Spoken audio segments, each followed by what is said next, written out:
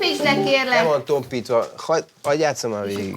Ez ment óráról órára mindig. Hiszem el, hogy nem lehet 2 percre itt hagyni veled azt a gyereket. Itt lehet hagyni, hogyha normális. De hogyha az első mozdulat, hogy üdvözlésképpen fejbe bassza a másikat a széklábbal. Nehogy már ezt is tolerálja. És akkor meg kell nyomorítani? Ne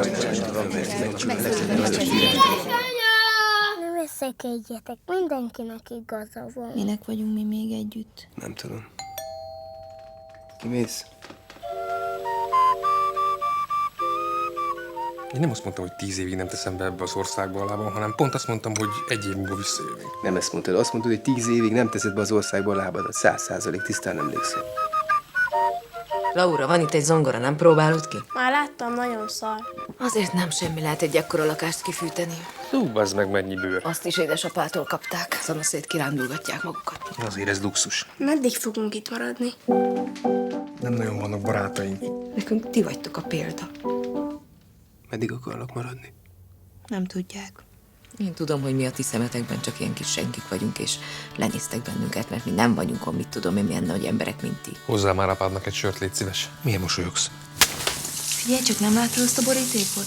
De nincs meg. Nincs. Kedves királyok és királynők, az előadás rövidesen elkezdődik.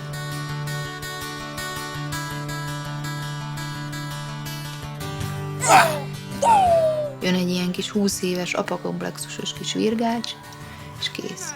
Na, ugye, hogy megnőtt Laura. Farkasnak most csak ennyi kell. Nem azért mondom tényleg, mert mi szívesen látunk, Miért nem csak... mondtátok, hogy a terhetekre vagyunk? Mondom, hogy nem azért mondtam, csak kell nekünk ilyen színvonaltan helyzetekben részt venni. Mert a nővérem. Bruno, mit csináltál? Képmutató kis süli, geci. Te hülye vagy? Nagyon megszídott édesapa? Bruno! Nagyon rossz érzésem van. Az előadás címe... Meddig fognak ezek itt maradni?